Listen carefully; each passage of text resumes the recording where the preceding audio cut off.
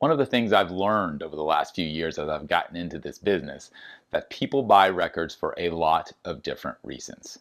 Many are in it purely for the music, while others love the minutiae of the different pressings and variants and the collectible aspect of the hobby. So it begs the question, which one are you, a music fan or a collector? We will discuss on this episode of Talking About Records.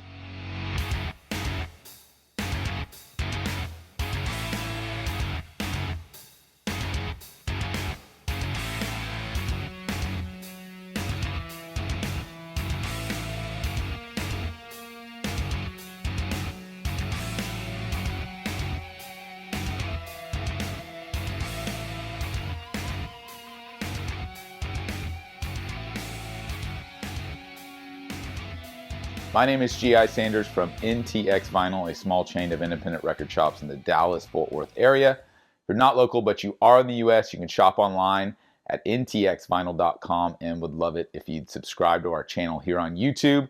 Follow us across social media on Facebook, Instagram, and TikTok. Let's talk about the difference between music fans and record collectors. Is there a difference? I don't really know. It's a pretty gray line, and to be honest with you, I think most people are a blurred combination of the two, right? But there are some clear differences, and I've talked to a lot of people, over the last couple of years as I've really gotten deep into this hobby, and it's interesting to hear what people are gravitating towards in regards to why they buy a record, why they collect certain artists. Some people don't even consider themselves collectors. Some people don't even call it a hobby, for that matter. A lot of it's nomenclature, and just depends on your perspective of what this is, right? But I kind of put people in these two different buckets because I think they're a good catch-all if you're in it just for the music versus in it for the collectible aspect, right? And like I said, there's a lot of crossover, but let's talk about the music fan first. And I think this is really where I gravitate towards the most, and I'll tell you where I feel I end up towards the end of this, because I'm definitely a hybrid between these two. But the music fan, I think, to me, are really just in it to own the music they love, period. They don't necessarily care what format it comes in. Maybe it's a record, but if they see a CD, they'll buy that too. Maybe it's a tape, doesn't really matter. They'll stream it, it doesn't really matter. They just want to enjoy the music at its core. And I completely get that, and I relate to that on so many levels. So I think that's the biggest difference here as you step back and you look at the hobby, if you will, of vinyl records or record collecting or whatever you want to call it, is what's your primary purpose? Like, what do you enjoy the most out of it? And for me, and I think for a lot of people, it really just comes down to the music, listening to the music. Again, it doesn't matter what the format is, doesn't matter how they acquired it, where they acquired it, what it's worth, all these different aspects. It just comes down to they buy what they love. I think that's first and foremost. The other thing is, even beyond format, I think you get into something around, you get into a conversation around condition. I talk to a lot of people, and I am always shocked when they say, oh, I don't care what the cover looks like. I just want the record. As long as it plays great, I'm good. And, you can't play the cover. I've heard that a lot of times. And that always surprises me because I don't quite go that far. I have an appreciation for the whole package. And so for me, I don't think I've ever bought a record where the cover is completely just torched, right? I don't really want to own that in my collection because I feel that's kind of disrespectful to the music, right? If I want to put it on my shelf, I want to make sure it doesn't have to be a pristine copy, but at least a respectable copy, maybe until I get a better one, right? So there's definitely a conversation around caring about format, caring about condition, and I think, again, the music fan is a lot less likely to be particular about those specifics because, again, they're just in it for the music, so it doesn't really matter to them if it's specific to vinyl or if it's in VG plus condition, right? As long as they've got the music, they're happy, and I think that's a very valid thing. And again, to each their own. You do what you want to do and what you enjoy, and operate within this hobby the best way that fits you and your lifestyle and your likes and dislikes, right? So I think that's important. The other thing about music fans, which is key in this, directly speaks to the importance of the music itself solely, is that a lot of times it's tied to nostalgia. And again, I appreciate and get that a lot because music takes you back in time. It can immediately take you to a place of memory, where you were when you first heard it, when you saw the band live, who you were with, whether you were driving or walking or whatever it is. Like, we all have those thoughts that never go away from our mind. And again, I think that ties back to just why the music fan cares solely about the music, because to them, when they hear the music, whether it's streaming or whether it's on a record, it's going to take them back to that time and place. And that's what they care about the most, is that nostalgia, that feeling that they got the first time they heard it, or when they heard it in concert or whatever it may be. So I think that's a really important factor too.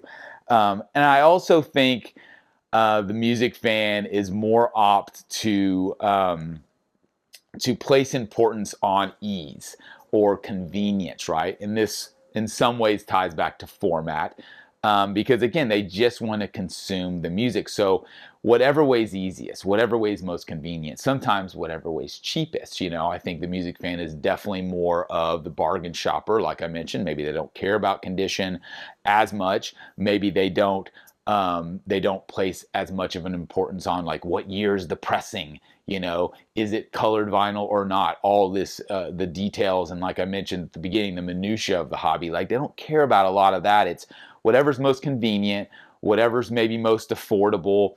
If condition is adequate, they're fine with that. Those are all very, very real scenarios. And I talk to people all the time, and I know lots of my customers are people just like this. And I'm always surprised when I put things out in my shops, what sells and what doesn't. A lot of times I'll put something out that I think is just, man, this is a super rare thing. It's collectible. I'm sure this is going to fly off the shelves. And then it sits there for a couple weeks because it's pretty niche. And it is a little rare and a little collectible and expensive. And, the vast majority of the normal music consumers, I think, really, really anchor more towards the music fan. Now, let's talk about the collector's mentality, because that can be very, very different. Let's imagine you're at a garage sale or a record show or a record shop, and there is, to your knowledge, a pretty rare record. You've seen the cover before, but you've never really seen it in person. And you know that you don't really like that band, but that's a rare one, and price doesn't look that bad. Well, the music fan's going to pass on that because they don't really know the music, or they don't really like the music. But the collector, if they see an item that they know is valuable and that's at a great price and it's a rarity, regardless if they like the music, they might pick it up. That's a big difference in mentality as people go and shop for records, right? Whether or not you really enjoy it for the music, or whether or not you're buying it from a collectible aspect, right? And I think that's kind of the overarching difference, if you will. Collectors obviously are going to be way more concerned with condition. Condition is everything as it pertains to value. And those are things that, again, is more of a collector's mentality, because the music fan, by and large, I'm generalizing, but they're not buying records because they think they're going to go up in value, or because they know this is valuable now. They're not concerned with necessarily the monetary value. It's more about the nostalgia and the music itself. Whereas the collector, completely different mindset, because collectors, again, generalizing, they buy, they sell, they trade. They're always moving around. So moving their inventory around or their collection around. So if they see an album, like I mentioned, out in the wild at an estate sale or a garage sale or something, and they don't even like the music, they'll still buy it if they know it's collectible, because they know they can probably turn around, sell that album, and then buy something they do like a little bit more. So I think there's just a different strategy there completely. And I think a lot of people over time morph into that. And a lot of that comes with knowledge and expertise, because when you're just starting out, you don't really know what's rare or valuable or unique or an oddity. That only comes with time and experience in dealing with records, right? So I think that's a big difference too, is the vast majority of people who buy records are in it for the music, and they don't ever really get deep enough to get into that collector's mentality, which is perfectly okay. I think that suits most people. Most people don't have the room to have a room full of records, and I completely understand that. It's more of a passive thing. It doesn't take over their life like it does for some people, and that's totally fine. So the collectors, again, more prone to really be specific on condition, more prone to care about the pressing, the year, all of the minutia, the variants, all those things that are very unique, because for any given record, especially if you go back to older albums that have come out in years past, there may be 10, 20, or hundreds of different versions of a specific album. I tell people this all the time when they show me a copy of something they have and they're like, hey, would you like to buy this? And I'm like, well, I got to know more about it first, because there's like 400 different versions of the White Album, and the value and the collectability of that really varies, So I think that's a big thing. The other thing that I think is more suited for the collector's mentality is they're completionist. And this goes back to what the example of the person in the record store. Like, if I see an album, if I'm a music fan and I see an album and I'm like, I don't really know that one, or I don't think I like that era of that artist, or I'm not real familiar with it, or I've heard it and it's just not for me, like, they're not going to pick it up. Whereas the completionist may go, hey, well, it's not their best album, but I need that one because it's one of the last ones in their discography, and they'll pick it up anyways. The best example of this from my personal point of view are artists like, I know in my collection, artists like Neil Young, or Bob Dylan, two of my favorite artists of all time. But there are albums by those artists that I don't own. And I've had them and I have sold them, because I'm a record dealer. And I have chosen not to keep them. Why? Because I don't enjoy the music. So I'm definitely a music fan from that perspective, even though, I love Neil Young. And sure, it would be cool to have his entire discography. There's a whole set of albums there in the mid 80s and somewhat similar to Bob Dylan, where it's like, I'll never listen to them. I just don't enjoy the music. I appreciate what they were trying to do. I appreciate them as being creative artists and changing it up. That's why I love them. But that doesn't mean when I go to listen to, a Neil Young record, that I'm going to choose one of those I don't enjoy. That just doesn't compute with me. Do I find enough enjoyment just to keep it on the shelf to be a completionist? I really don't. Like, I know a lot of people do. A lot of people are like, hey, I need the whole set. I need it in chronological order. I need to know that I've got that entire discography because that artist is that important to me. And I completely understand the mentality. It's just not where I'm at, but a lot of people are, and that's I respect it 100%. And I think if you can find joy in that and owning them all, more power to you. For me, a lot of it comes down to shelf space. Sure, I would love to have all of the discographies of all these artists, but if they're, in the end, if I know I'm not going to listen to them, I'm not going to actually put it on my turntable and enjoy the music, then I'm probably not going to let it take up the shelf space, because I'd rather have that space for albums that I really do want to listen to, or at least that I know I have a shot to listen to if I'm going to go pick one out of that discography, right? So, the other thing about collectors, which is very different than, let's say, a music fan, is that collectors, part of the enjoyment of the hobby of collecting, if you will, is the hunt. Now, I would put myself in this category. Music fans, really, it's about convenience and ease. It's about, hey, I love this album. Where can I buy it? Oh, I found it here. This looks more than adequate. I'll put it on my shelf. I'll buy it. And it's done. Whereas the collector mentality is like, hey, I want to go out and really hunt and dig and look for treasure and find obscurities and oddities and things I've never seen before, and really be exposed to, different genres and all this type of stuff. Like, I think, there's definitely an addictive quality to that mentality. And again, I would put myself in that boat too. When I really started considering getting into the business side of the vinyl record business, that's a big part of what drew me to it, because I started hunting bigger collections and started going out and acquiring things kind of in the wild, if you will, as opposed to in retail environments like record stores. And it's super fun. It is legitimately a treasure hunt. It's exactly what you would imagine. Sometimes you go in and you're blown away by what you find. Sometimes you drive hours and you're completely disappointed. But that thrill of the hunt is very addicting, and I think that's more of a collector's thing. I don't talk to a lot of people who are, again, normal record buyers who go out and do that. I think, again, that's kind of the gateway almost into going from the music fan to the collector's mentality in a lot of ways, because once you start heading in that direction, it'll really expand your world in regards to what you see, what you own, what you maybe even listen to. So it can be very exciting, but it's also very time consuming. And like I mentioned before, it takes a lot of knowledge and expertise, and you pick it up along the way with that, but it's not something that comes quickly. So I think right along with that is that this discovery of that gem or that oddity and finding joy in it, even though you don't even know what it is or know if the music is what you enjoy or not. I think that's, again, something the music fan just probably doesn't relate to.